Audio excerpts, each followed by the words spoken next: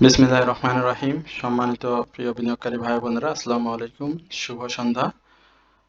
20শে December রোজ শনিবার। আজকের stock অ্যানালাইসিসে আপনাদের প্রত্যেককে জানাই স্বাগতম। আশা করি আপনারা সকলেই শারীরিকভাবে সুস্থ আছেন এবং ভালো আছেন। প্রথমবারের মতো যারা আমার চ্যানেলে নতুন তাদের সবাইকে বিনীতভাবে অনুরোধ করব অবশ্যই আমার চ্যানেলটি সাবস্ক্রাইব করবেন এবং আপনাদের যদি কোনো স্টক সম্পর্কে জিজ্ঞাসা থাকে সেটি অবশ্যই আপনারা কমেন্ট সেকশনে লিখে আমাকে জানাবেন। আমি অবশ্যই পরবর্তী আলোচনায় আপনাদের স্টক নিয়ে আলোচনা করব। এছাড়াও যারা প্রতিনিয়ত আমাকে দেখেন দেশ ও দেশের বাইরে থেকে আমার হোয়াটসঅ্যাপ গ্রুপ মেম্বার সহ যারা আমার সাথে জড়িত রয়েছেন বিভিন্নভাবে, তাদের প্রত্যেককে জানাই আন্তরিক শুভেচ্ছা ও অভিনন্দন। সম্মানিত প্রিয় বিনিয়োগকারী ভাই বোনেরা, আপনাদের সবাইকে বিনীতভাবে অনুরোধ করছি আজকের আলোচনাটি না টেনে স্কিপ না করে আলোচনাটি শুরু থেকে শেষ পর্যন্ত দেখবেন। আলোচনার বিভিন্ন পর্যায়ে অর্থাৎ মাঝে মাঝে আমি বিভিন্ন তথ্যবহুল কিছু কথা আপনাদের সাথে শেয়ার করব। সুতরাং আপনারা যতটুকু সময় থাকে সেই সময়টুকু আপনারা অবশ্যই এই ভিডিওটাতে ভিডিওটাতে স্কিপ না করে আপনারা শুরু থেকে শেষ পর্যন্ত দেখবেন। আমরা Rupali life insurance company limited life সেক্টরের এই স্টকটি নিয়ে আপনাদেরকে একটু আশার বাণী শুনিয়েছিলাম। আপনারা নিশ্চয়ই অবগত রয়েছেন এবং সেই জায়গাতে আমরা যখন আশার বাণী আপনাদের শুনিয়েছিলাম তখন কিন্তু সে 52 সপ্তাহের লো করেছিল অর্থাৎ 66 টাকা এবং সেই জায়গা থেকে স্টকটি 76-77 টাকা এই লেভেলে গিয়েছিল এবং পরবর্তীতে আবারও ডাউন ট্রেন্ড হয়। তো পরবর্তী আমরা স্টকটি নিয়ে আর আপনাদের সাথে আলোচনা করা সম্ভব হয়নি, কারণ স্টকটি তার যে মুভমেন্ট সেই জায়গাটাতে ধরে রাখতে পারেনি। আপনারা দেখেছিলেন যে এই জায়গাটাতে স্টকটি একটা সাইডওয়েজ মুভমেন্ট নিয়ে একটা আশা ধরে রাখছিল যে সামনে হয়তো সে আরও মুভমেন্টে ফিরে যাবে এবং আমরা আপনাদেরকে বলেছিলাম 88 থেকে 90 এই লেভেলটাতে স্টকটি প্রাইস অ্যাকশন ক্রিয়েট করবে। পরবর্তীতে সে আমরা দেখেছি যে 86-তে এই লেভেলে যে আবারও ডাউন ট্রেন্ড আসে এবং এখন পর্যন্ত এই রূপালী লাইফ যে অবস্থানে রয়েছে সেইখানে একটা সাপোর্ট জোনে রয়েছে, তবে এই সাপোর্ট জোনটা আমার কাছে খুব বেশি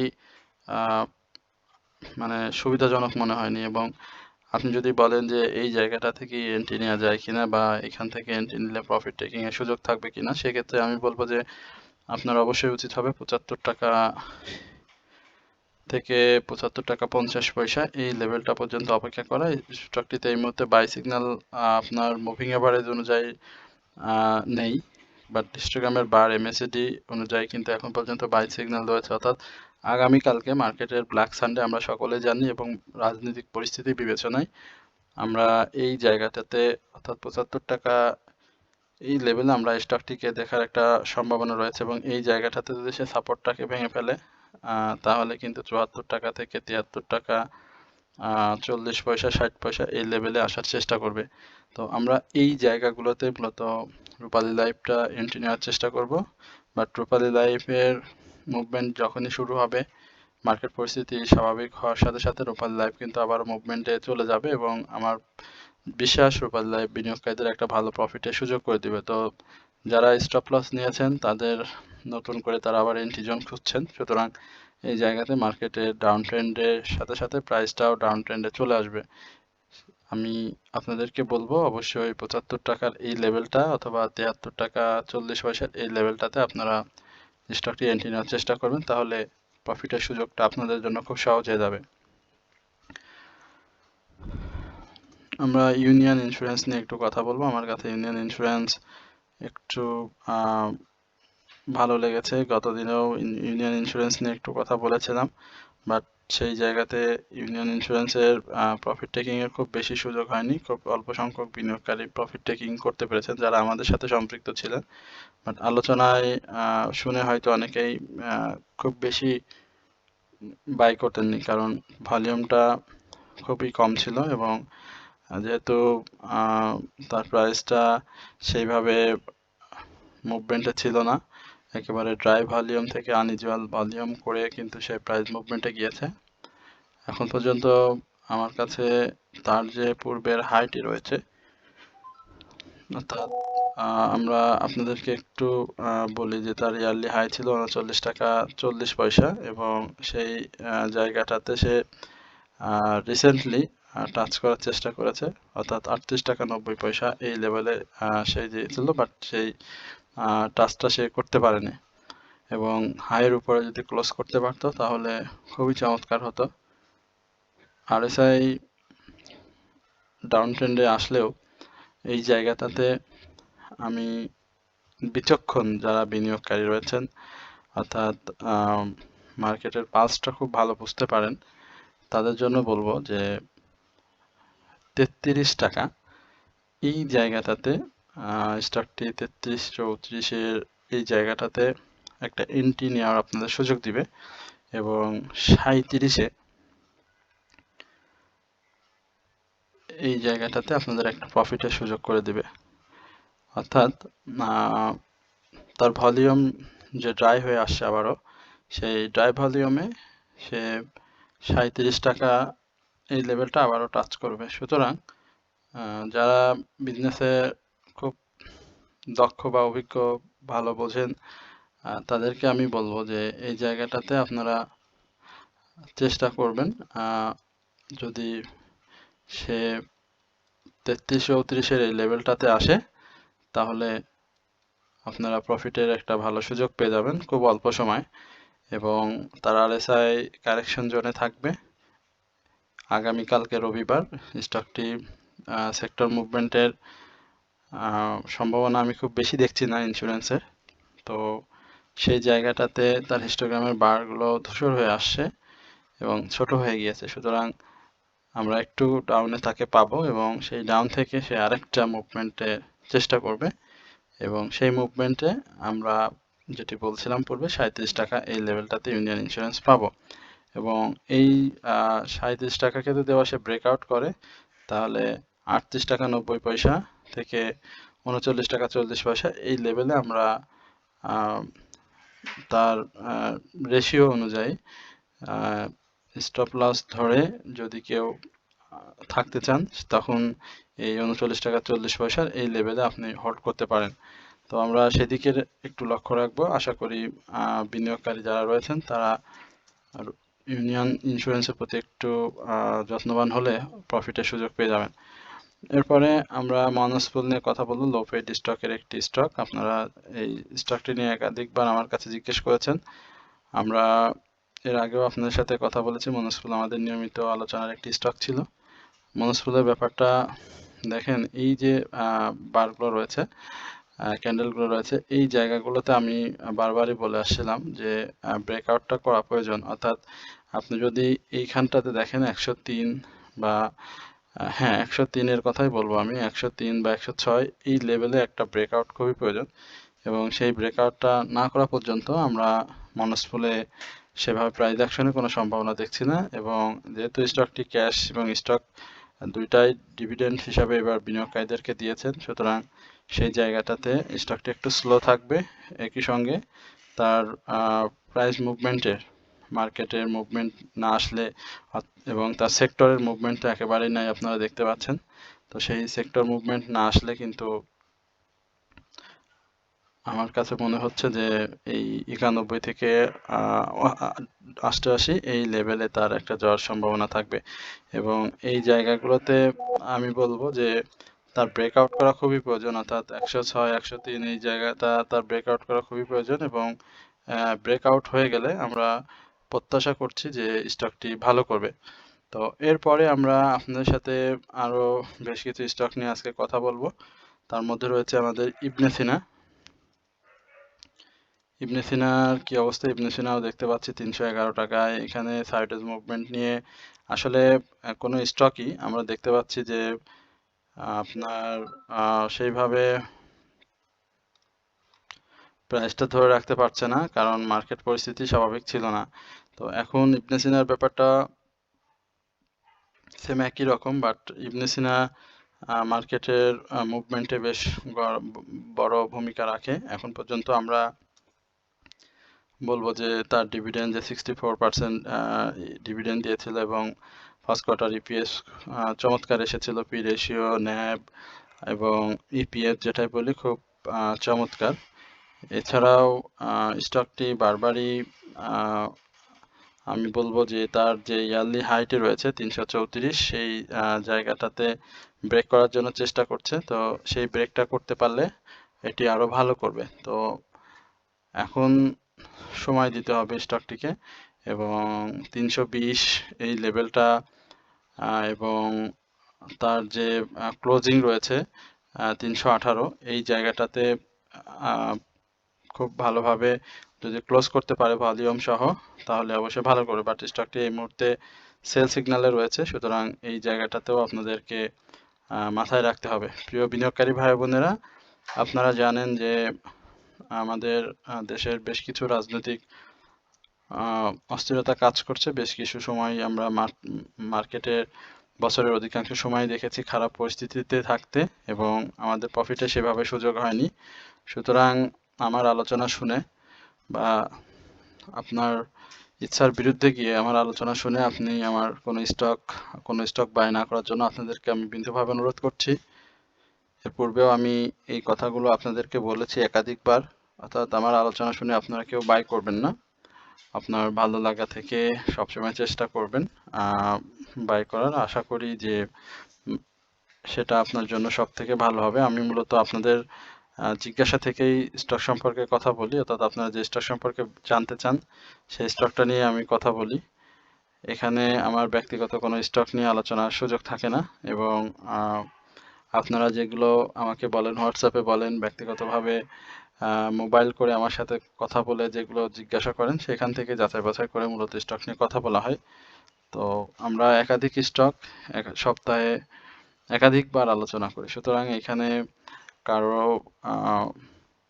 ইচ্ছাকৃত বা কারোর স্টকটাকে বারবার সামনে নিয়ে আসার কোনো সুযোগ নেই। আশা করি আপনারা এই বিষয়গুলো মাথায় রাখবেন, এবং আমরা যে আলোচনাগুলো দিই সেই আলোচনাগুলো একটু মনোযোগ সহকারে শুরু থেকে শেষ পর্যন্ত দেখবেন, যেটা আপনার স্টক চয়েস করতে অনেক সুবিধা হবে এবং আপনার প্রফিট নেওয়ার জন্য অনেক উপকার করবে। তো আশা করি এই বিষয়গুলো আপনারা মাথায় রাখবেন। এরপর আমরা ফাইন ফুডস নিয়ে কথা বলবো। ফাইন ফুডসের আলোচনা কিছু করার প্রয়োজন মনে করছি না, কারণ ফাইন ফুডস নিয়ে আমি একাধিকবার কথা বলেছি, আর ফাইন ফুডসের আমরা বলে দিয়েছি যে সে কী ধরনের মুভমেন্টে থাকবে, কী ধরনের প্রাইস অ্যাকশন করবে। তো এই জায়গাটাতে হাইটাকে ব্রেক করা খুবই প্রয়োজন, 381 টাকা। এই ব্রেকটা যদি সে সাকসেসফুলি করতে পারে তাহলে আমরা প্রত্যাশা করছি যে সে আরও সামনের দিকে যাবে, এবং আমরা দেখতে পাচ্ছি যে তার যে ডাউন ট্রেন্ড সেই ডাউন ট্রেন্ডে আমরা এর আগেও স্টকটিকে নিয়ে কথা বলেছিলাম।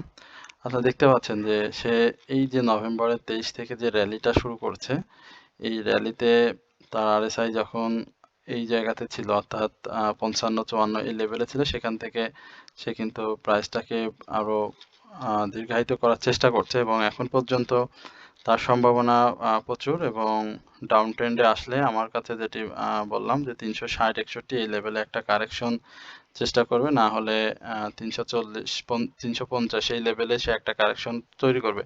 তো স্টকটি যথেষ্ট সম্ভাবনাময়, বাট আরএসআই অনেক বেশি। গত দিনও বলেছিলাম এখানে নতুন করে এন্ট্রি নেওয়ার কোনো সুযোগ নাই। যারা প্রফিটে রয়েছেন তারা অবশ্যই প্রফিট টেক করছেন, আর যারা নতুন করে এন্ট্রি নিচ্ছেন তাদের বলবো যে কারেকশন অবশ্যই আসুক, তারপরে আপনারা স্টকটিতে এন্ট্রি নেবেন।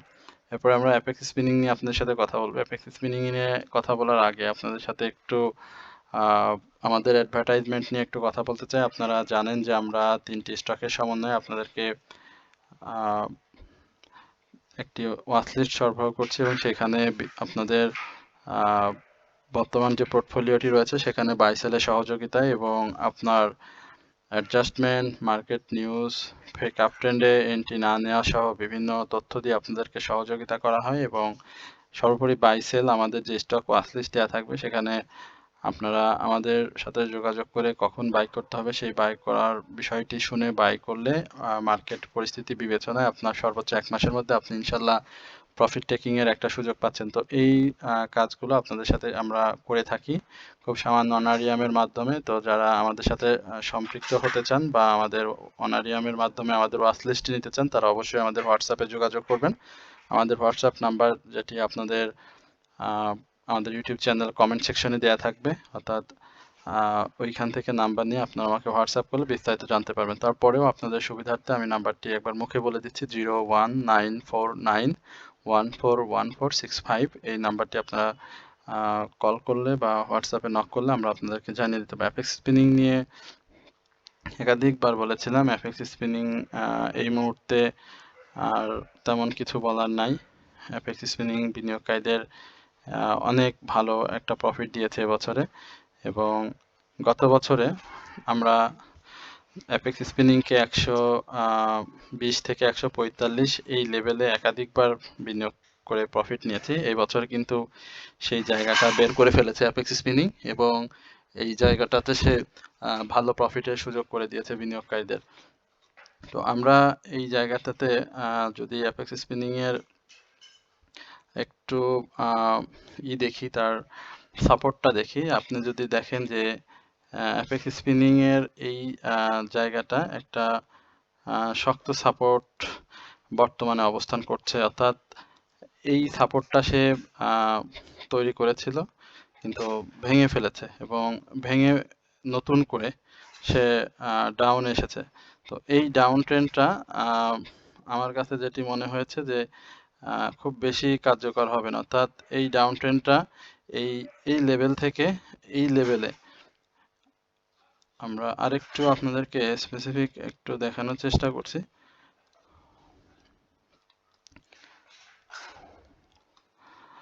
এই জায়গাটাতে তার ডাউন ট্রেন্ড যেটি তৈরি করবে সেটা হচ্ছে 150 টাকা এই লেভেলে বা 152 টাকার এই লেভেলে সে একটা ডাউন ট্রেন্ড আপনার তৈরি করবে। বাট প্রফিট টেকিং এর ব্যাপারটা যেটা আমি বললাম যে 152 থেকে সেই জায়গাটাতে সে 170 এর উপরে চেষ্টা করবে, বাট এই জায়গাটাতে তার কিছু বাধাও রয়েছে। আপনারা জানেন ইয়ারলি যে হাইটি রয়েছে 182 টাকা, সেই জায়গাটাতে যদি সে ব্রেকআউট করতে পারে তাহলে কিন্তু সে নতুন একটা মাত্রা তৈরি করবে, সেই মাত্রাটা 200-র ঘরে। তো যেহেতু পাবলিক হোল্ডিং শেয়ার সংখ্যা খুবই কম, আপনারা জানেন মাত্র 29 লক্ষ শেয়ার রয়েছে এই স্টকটির, আর ডিভিডেন্ড সংক্রান্ত বিষয় সে 20% ক্যাশ ডিভিডেন্ড দিয়েছে, বাট ইপিএস যেটি সেটি খারাপ থাকার কারণে কিন্তু প্রাইসটা খুব বেশি সে মুভমেন্টে নিয়ে আসেনি, বাট কারেকশন করে সে কিন্তু আবারও মুভমেন্টে ফিরে গিয়েছে। সুতরাং এই 163 থেকে 154-52 এই লেভেলটা একটা কারেকশন জোন থাকবে, এবং সেই কারেকশনটা শেষ করে সে আবারও মুভমেন্টে ফিরে যাবে, এবং সেই মুভমেন্টে বর্তমান যে প্রাইসটা রয়েছে সেটাকে যদি সে ব্রেকআউট করতে পারে তাহলে 170 এবং সর্বশেষ 184 বা 82 যে ইয়ারলি হাইটি রয়েছে সেখানে সে চলে যাবে। তো আশা করি আপনারা অ্যাপেক্স স্পিনিংয়ে যারা ধৈর্য সহকারে রয়েছেন বা থাকবেন তাদের জন্য অবশ্যই একটা ভালো প্রফিটের সুযোগ তৈরি হবে। এরপরে আমরা আপনাদের সাথে মীর আক্তার এই স্টকটি নিয়ে একটু কথা বলবো। মীর আক্তারের কি অবস্থা খুব সংক্ষেপে আমরা দেখব। মীর আক্তার 3 ইনসাইডের ডাউন ট্রেন্ড ক্রিয়েট করেছে, এখানে সাপোর্টটা আরেকটু একটা মেজর একটা সাপোর্ট তো রয়েছে এখানে 27 টাকা 10 পয়সা, এবং এই 27 টাকা 10 পয়সার সাপোর্টটা যদি সে ভেঙে ফেলে তাহলে সে আরেকটু নিচে আসার চেষ্টা করবে, এবং এখানেও কিছু ফেয়ার ভ্যালু গ্যাপ রয়েছে। তো সেই ফেয়ার ভ্যালু গ্যাপগুলো পূরণ করলে ভালো হবে, তবে স্টকটি যথেষ্ট সম্ভাবনা রয়েছে, এবং ভলিউমটা ড্রাইভ হয়ে গিয়েছে, এবং সেল সিগন্যাল অলমোস্ট সে ইন করেছে। সুতরাং এই জায়গাটাতে আমি বলবো যে 26 টাকা 27 টাকা 20 পয়সা থেকে শুরু করে 26 টাকা 70 পয়সা এই জায়গাটাতে স্টকটি একটা পজিশন নেওয়ার চেষ্টা করবে, বাট ভলিউম পরবর্তী সময়ে আমরা স্টকটিকে মুভমেন্ট দেখব। তো যাদের রয়েছে তারা অবশ্যই এই জায়গাটা অবশ্যই মার্ক করবেন, পরবর্তীতে আপনার স্টকটিতে প্রফিট আনার জন্য এটা খুব গুরুত্বপূর্ণ একটা ভূমিকা রাখবে। আনোয়ার গ্লোবালাইজিং নিয়ে অনেকবার কথা বলেছি। আনোয়ার গ্লোবালাইজিং 3 ইনসাইডের ডাউন ট্রেন্ড ক্রিয়েট করে সম্ভাবনা এখনো ধরে রেখেছে, এবং আশা করছি যে এই জায়গাগুলোতে আসলে সে সবসময় এই যে 85 থেকে 91 88 এই লেভেলটাকে একটু বাধার সম্মুখীন হবে, বাট এই জায়গাগুলোতে সে ব্রেকআউট করলে অর্থাৎ 93 থেকে 95 উপরে ক্লোজ করতে পারলে আবারও সে একটানা 103 বা 101 এই লেভেলে চলে যাবে। সুতরাং আপনারা অবশ্যই আনোয়ার গ্লোবালাইজিংকে দেখতে পারেন। স্টকটির মধ্যে সেল সিগন্যাল রয়েছে, বাট ভলিউমটা যেহেতু লো পেড স্টক, ভলিউমটা চেষ্টা করছে ধরে রাখার। আমরা পূবালী ব্যাংক নিয়ে একটু কথা বলবো। পূবালী ব্যাংক নিয়ে কথা বলতে চাই। হ্যাঁ, পূবালী ব্যাংকের কি অবস্থা? পূবালী ব্যাংক দেখতে পাচ্ছি যে তার ইনসাইডে ডাউন ট্রেন্ড নেই, এখানে মোটামুটি ধরে রেখেছে। তো আমরা পূবালীর কি অবস্থায় দেখতে যাচ্ছি, পূবালীর 30 টাকা 60 পয়সার উপর একটা ক্লোজ দিতে হবে এবং সেই ক্লোজটা খুব জরুরি। এই জায়গাতেও সে বাধাপ্রাপ্ত হচ্ছে 30 টাকা 60 থেকে 30 টাকা 20, এবং সেই জায়গাটাতে ব্রেকআউট করলে আমরা স্টকটির একটু মানে 1 টাকার মতো একটা ফ্রি মুভমেন্ট পাবো। তো সেই মুভমেন্টে অবশ্যই বিনিয়োগকারীরা অংশ নিতে পারবেন, কারণ তার ভলিউমটা আস্তে আস্তে ইনক্রিজ হচ্ছে। তো এই জায়গাটা মূলত আসার জায়গা, বাট এই জায়গাগুলোতে দেখতে পাচ্ছেন যে অধিকাংশ সময় সে ধূসর রয়েছে এবং সেই ধূসরের কারণে সে কিন্তু প্রাইসটাকে উঠাতে পারেনি। বাট ভলিউমটা এখানে করেছে, এই ভলিউমটা যখন সে করেছিল 29.10-এ এবং এইখানে দেখতে পাচ্ছি 30.50, অর্থাৎ একটু প্রফিটের সুযোগ করে দিয়েছিল এবং এই জায়গাটাতেও সে আনইউজুয়াল ভলিউম করেছে। এখানে সে ভলিউম ছেড়ে দিয়ে আবার ভলিউমটা করছে আর কি। তার মানে যেটা দাঁড়ায় যে সে চেষ্টা করছে প্রাইসটাকে একটু টেনে তোলার জন্য, এবং যারা আটকে রয়েছেন তারাও এখান থেকে বের হতে চাচ্ছেন, অর্থাৎ মামুদের আনাগোনা থাকতে পারে এখানে একটু প্রাইসটাকে নেয়ার জন্য, এবং সেক্ষেত্রে 31 টাকা 50 পয়সা বা 32 টাকা সমান সমান এই জায়গাটাতে আমরা দেখব। তো ডাউনে বাই করতে পারলে সেটা বেশি ভালো হয়, বাট ডাউনে সুযোগ না থাকলে তো আর কিছু করার নাই, এটাও মাথায় রাখতে হবে। এরপর আমরা বিডি ওয়েল্ডিং নিয়ে একটু কথা বলি। বিডি ওয়েল্ডিং এর কি অবস্থা? ক্লোজ করেছে 13 টাকা 20 পয়সায় এবং এই স্টকটিও ইঞ্জিনিয়ারিং সেক্টরের একটি স্টক, আপনারা জানেন। তো এখন পর্যন্ত আমরা দেখতে পাচ্ছি যে স্টকটি বাই সিগন্যালে যেভাবে রয়েছে সেই জায়গাটাতে বিডি ওয়েল্ডিং প্রাইস অ্যাকশন কিন্তু করেছে, যদিও এটি Z category share. Z category নিয়ে কথা বলাটাও মানে একটু মানে খারাপই দেখায়। তো ফুয়েল অ্যান্ড পাওয়ার সেক্টরের মুভমেন্টের সাথে সাথে বিডি ওয়েল্ডিং ইলেকট্রো সেও চেষ্টা করছে, বাট সর্বশেষ তার যে অবস্থা আপনারা জানেন। সেই অবস্থায় আমি যদি বলি যে এখানে আমার আসলে আলোচনা করার কিছু নেই, কারণ 19 সালের পরে স্টকটি আর কোনো ডিভিডেন্ড সংক্রান্ত কোনো কিছুই দেয়নি, বা তার কোম্পানির কোনো নিউজ বলেন সে ধরনের কোনো আমরা দেখিনি। এমনি মাঝে মাঝে যে নিউজগুলো আসছে সেইগুলোই মূলত আমরা দেখেছি। তো ডিভিডেন্ড সংক্রান্ত কোনো ইস্যু নাই, এবং পাবলিক হোল্ডিং শেয়ার যেভাবে রয়েছে সেই জায়গাটাতে আমি মনে করি যে এখন ডাউন ট্রেন্ডে আসারই সময় স্টকটির, এবং এই ডাউন ট্রেন্ডে স্টকটিতে না ঢোকাই ভালো। এবং এই 13 টাকা 20 পয়সা থেকে ক্লোজিং যদি আপনি চান, তো সেক্ষেত্রে আমি মনে করি যে এই 11 টাকা থেকে 12 টাকা এই লেভেলে সে কিন্তু একবার একটা ক্লোজ করবে, এবং আরএসআই তো অনেক বেশি রয়েছে। তো সেই জায়গাগুলোতে সাপোর্ট নেওয়ার চেষ্টা করবে, বাট এই সাপোর্টগুলো সে খুব বেশি টেকসই হবে না, এবং সেক্ষেত্রে সে 10 টাকা 80 পয়সা এই লেভেলে আবারও চলে আসবে। তো আমি বলবো যে স্টকটিতে এন্ট্রি না নিয়ে সে তার মতো করে যাচ্ছে সেইভাবে আপনি তাকে যেতে দেন, কারণ মার্কেটে আরও বেশ কিছু স্টক রয়েছে, আপনারা সেইগুলোতে নজর দেন, ফোকাস করেন। বিডি ওয়েল্ডিংয়ে এই মুহূর্তে না চিন্তা করে, কারণ এটি জেড ক্যাটাগরির একটি স্টক, বাট ভালো তো প্রাইস অ্যাকশন করেছে। সুতরাং এখানে এখন আর সময় না দিয়ে আমরা জেড ক্যাটাগরির স্টক দিতে। আশা করি আপনারা সকলে ধৈর্য সহকারে আলোচনাটি শুনেছেন, এবং সকলের প্রতি বিনীত অনুরোধ থাকবে অবশ্যই আমার চ্যানেলটি সাবস্ক্রাইব করবেন, লাইক কমেন্ট শেয়ার করবেন, এবং আপনাদের যদি ব্যক্তিগত স্টক সম্পর্কে জিজ্ঞাসা থাকে সেটি অবশ্যই আপনারা কমেন্ট সেকশনে লিখে আমাকে জানাবেন। এছাড়াও আমরা যে আপনাদের ওয়াচলিস্ট সম্পর্কে যে কথাটি বলেছি সেটিও যদি আপনাদের কারোর মনে একটু আগ্রহের জায়গা তৈরি করে, বা আপনারা যদি কেউ নিতে চান, তাহলে সেটিও আপনারা হোয়াটসঅ্যাপে আমাদের সাথে যোগাযোগ করবেন। আমরা আপনাদেরকে এই বাই সেলের সহযোগিতা সহ 3টি স্টক প্রদানের মাধ্যমে সর্বোচ্চ 1 মাসের মধ্যে মার্কেট পরিস্থিতি বিবেচনায় প্রফিট টেকিং এর সুযোগ করে দিচ্ছি, এবং আপনার বর্তমান পোর্টফোলিওতে যে স্টকগুলো রয়েছে সেখানেও আমরা বাই সেলের সহযোগিতা, অ্যাডজাস্টমেন্ট, স্টপ লস সহ মার্কেট পূর্বাভাস, ফেক আপ ট্রেন্ড সহ সার্বিক সহায়তা করার চেষ্টা করছি। তো আশা করি আপনারা সকলেই আমাদের সাথে সংযুক্ত হওয়ার চেষ্টা করবেন। তো এই বলে আজকের আলোচনা এখানে শেষ করছি এবং আগামী দিনে মার্কেট পরিস্থিতি বিবেচনায় আমি বিনিয়োগকারীদেরকে বলবো আপনারা সিদ্ধান্ত নেবেন, ফেক আপট্রেন্ডে স্টক এন্ট্রি করবেন না এবং আপনাদের যদি কোনো সমস্যা থাকে বা মার্কেট সম্পর্কে কোনো কিছু বুঝতে অসুবিধা থাকে তাহলে সেটি অবশ্যই আপনারা আমাদেরকে জানাবেন। আমরা আপনাদের চেষ্টা করব সেটি জানানোর জন্য। তো সবাই সুস্থ থাকবেন, ভালো থাকবেন এই প্রত্যাশায় আজকের আলোচনা এখানে শেষ করছি। আসসালামু আলাইকুম ওয়া রাহমাতুল্লাহি ওয়া বারাকাতুহু।